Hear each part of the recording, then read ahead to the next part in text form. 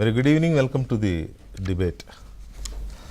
ఒక ఆసక్తికర పరిణామం ఇవాళ బాగా తెలుగు రాష్ట్రాలు, ఇది ఏదో ఒక రాష్ట్రానికి పరిమితమైన వ్యవహారం కాదు. ఎందుకంటే అన్న ఎన్టీఆర్ ఒక రాష్ట్రానికి ఒక ప్రాంతానికి పరిమితమైన వాడు కాదు. మొత్తం తెలుగు జాతికి ఆయన ఒక రకంగా చెప్పాలంటే గాడ్ ఫాదర్ లాంటి వాడు. తెలుగు జాతికి గుర్తింపు తెచ్చిన వ్యక్తిగా మనం నందమూరి తారక రామారావు గారిని చెప్పుకుంటాం, తలుచుకుంటూనే ఉంటాం.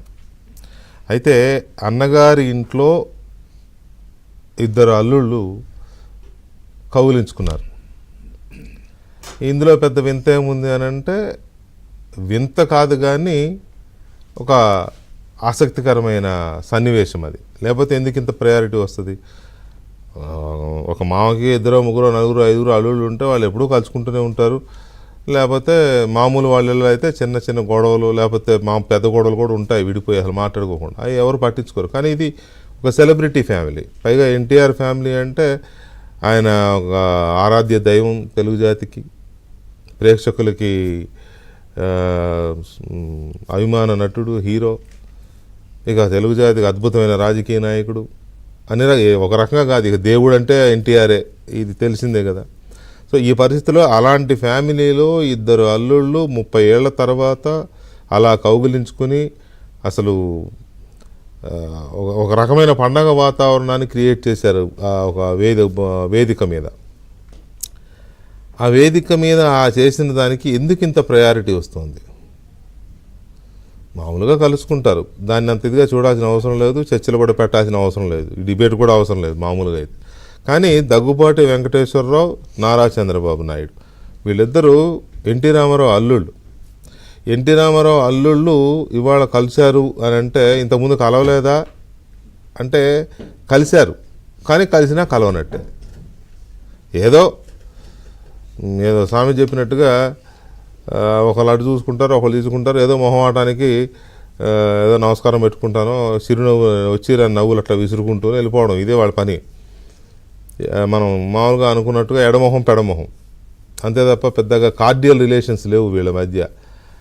95లో ఎన్టీ రామారావు, తెలుగుదేశం పార్టీ సంక్షోభం రావడం, ఎన్టీ రామారావు దిగిపోవడం, చంద్రబాబు నాయుడు ముఖ్యమంత్రి అవ్వడం, అప్పుడే వీళ్ళ మధ్య రిఫ్ట్ వచ్చిందని అనుకుంటారు అందరూ. కాదు, పార్టీ పుట్టిన ఏడాదిన్నరకే వచ్చింది. చంద్రబాబు నాయుడిని ఎప్పుడైతే ఎన్టీ రామారావు తెలుగుదేశం పార్టీలోకి తీసుకొచ్చారో, పార్టీ పుట్టినప్పటి నుంచి దగ్గుబాటి వెంకటేశ్వరరావు ఉన్నారు. పార్టీ పుట్టినప్పుడు చంద్రబాబు నాయుడు లేరు పార్టీలో, ఆయన కాంగ్రెస్ పార్టీలో ఉన్నారు. ఆయన ఎన్టీ రామారావు పార్టీ పెట్టిన తర్వాత ఆ తర్వాత కాలంలో ఆయన ఓడిపోయిన నేపథ్యంలో చంద్రబాబు నాయుడిని తెలుగుదేశం పార్టీలోకి తీసుకుని ప్రధాన కార్యదర్శిగా తీసుకోవడం, లేకపోతే కర్షక పరిషత్ అధ్యక్షుడిగా పెట్టడం, ఇలాంటి కొన్ని పదవులు ఆయనకి, కొన్ని పదవులు ఈయనకి, ఇట్లా ఇచ్చుకుంటూ వచ్చారు. అప్పటి నుంచే కొంత మీకు ఆధిపత్య పోరు మొదలైంది. మరి అది ఇంట్లో ఆడవాళ్ళ మధ్య ఆధిపత్య పోరా, లేకపోతే వీళ్ళ మధ్య ఆధిపత్య పోరా పక్కన పెడితే మొత్తానికి అయితే ఆధిపత్య పోరు అయితే ఉండింది. అప్పటి నుంచే కొంత గ్యాప్స్ అనేవి ఉన్నాయని చెప్తారు. అప్పటి వ్యవహారాలు తెలిసిన వాళ్ళు, దగ్గర నుంచి చూసిన వాళ్ళు, రాజకీయాలు తెలిసిన వాళ్ళు, చూసిన వాళ్ళు, వాళ్ళతో సన్నిహితంగా ఉన్నవాళ్ళు, ఆ రెండు గ్రూపుల్లో ఉన్న నాయకులు, గ్రూపులు బాగా మెయింటైన్ అయినాయి. దగ్గుబాటి వెంకటేశ్వరరావు ఒక గ్రూపు, చంద్రబాబు నాయుడు ఒక గ్రూపు. అయితే చంద్రబాబు నాయుడు గ్రూపు బలమైంది మొదటి నుంచి. కాకపోతే చంద్రబాబు నాయుడు గ్రూపిజం బయటపడినిచ్చేవాడు కాదు. కానీ దగ్గుబాటి వెంకటేశ్వరరావు గ్రూపు ఆటోమేటిక్గా వాళ్ళ ఆ కోపాన్నో, ఆవేశాన్నో, అసంతృప్తినో బయటపడేస్తూ ఉండేవాళ్ళు. ఎందుకంటే అక్కడ ఉన్న వాళ్ళందరూ కొద్దిగా కొంచెం ముక్కుసూటిగాను, కొంత ఈగోయిస్టులుగాను ఉండేవాళ్ళు. ఇక్కడేమో ష్రూడ్ పొలిటీషియన్స్, రాజకీయంగా కొంచెం చాతుర్యం, లౌక్యం తెలుస్తూ ఎవరిని ఎక్కడ జోగొట్టాలి, ఎవరికి ఎక్కడ పౌడర్ వేయాలి అది తెలిసిన వాళ్ళు ఇక్కడ ఈ గ్రూపులో ఉండేవాళ్ళు. ఇది చరిత్ర చెప్తున్నది, అనుభవం ఉన్నవాళ్ళు, ఆ రోజుల్లో చూసిన వాళ్ళు చెప్తుండేవాళ్ళు. సో అందువల్ల పార్టీలో చంద్రబాబు నాయుడు చాలా బలపడుతూ ఎదిగారు. దగ్గుబాటి వెంకటేశ్వరరావు తన ముక్కుసూడితనం వల్లనో, లేకపోతే ఏంటి వీడికి మనం తల ఉంచేది అన్నట్టుగా, అంటే వీడికంటే చంద్రబాబు నాయుడుకి కాదు, ఎవరికైనా మామూలుగా ఎదుటివాడికి మనం ముక్కుసూటిగానే ఉండాలి, ఎన్టీ రామారావు లాగా మనం కూడా ఆ టైపు మెంటాలిటీతో ఆయన కొంచెం ఇదిగా ఉండడం వల్ల ఆయన సరైన గ్రూపుని తయారు చేసుకున్నారు, కానీ ఆ గ్రూప్ని స్ట్రెంథెన్ చేసుకోలేకపోయారు. తర్వాత కాలంలో వాళ్ళు అందరూ జారుకుని అటువైపు వెళ్ళిపోయారు, చంద్రబాబు నాయుడు వైపు. మరి అలాంటిది ఆ పార్టీ నుంచి ఎందుకు దూరం అయ్యాడు దగ్గుబాటి వెంకటేశ్వరరావు గారు? తన సొంత మామ పెట్టిన పార్టీ నుంచి ఎందుకు దూరమై, పైగా ఏ కాంగ్రెస్ వ్యతిరేక పునాదుల మీద పుట్టిందో తెలుగుదేశం పార్టీ, ఆ కాంగ్రెస్ పార్టీలోకే వెళ్ళడం, పురంధేశ్వర్ గారు అక్కడ 10 ఏళ్ళు మంత్రిగా చేయడం, ఆయనేమో బీజేపీలో కొన్నాళ్ళు బీజేపీలో ఉండడం, ఇప్పుడు ఆవిడ బీజేపీ అధ్యక్షురాలు అనుకోండి, మధ్యలో మళ్ళీ ఈయన వైసీపీలోకి వెళ్ళడం, ఇవన్నీ చాలా చాలా ఇవి జరిగినాయి. ఎక్కడా కూడా వీళ్ళ మధ్య మాటలు.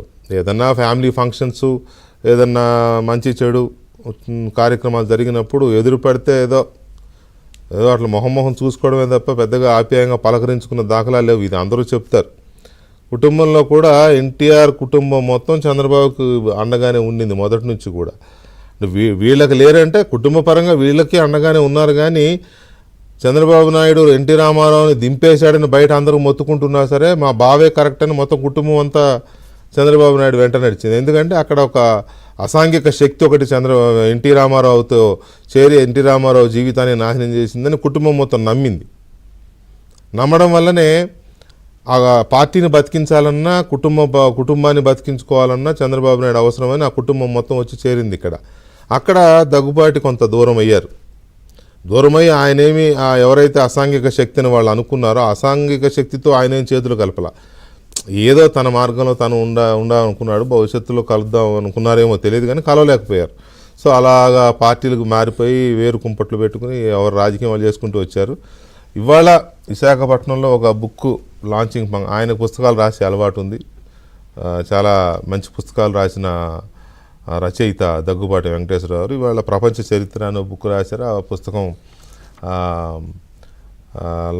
బుక్ లాంచింగ్ ఫంక్షన్కి కేంద్ర మంత్రి నిర్మలా సీతారామన్ అతిథిగా వచ్చారు. దాంతోపాటు చంద్రబాబు నాయుడు గారు, పురంధేశ్వర్ గారు, మాజీ ఉపరాష్ట్రపతి వెంకయ్యనాయుడు గారు, వీళ్ళంతా వేదిక మీద ఉన్న నేపథ్యంలో అక్కడ చేలోక్తులు, కౌగిలించుకోవడాలు, ఆప్యాయంగా చూడవచ్చు మీరు ఆత్మీయ ఆలింగనాలు ఇవన్నీ జరిగాయి. ఇది ఈ 30 ఏళ్ళు ఎందుకు వీళ్ళు ఎడమొహం పెడమొహంగా ఉన్నారు, ఎక్కడ డిస్టర్బెన్సెస్ వచ్చాయి, ఏమిటి హిస్టరీ, ఇప్పుడు ఎందుకు ఇంత ఆత్మీయంగా ఈ పండగ వాతావరణం ఎందుకు ఉంది అనేది కొంత ఆసక్తికరమైన చర్చ. ఒక చిన్న బ్రేక్ తర్వాత.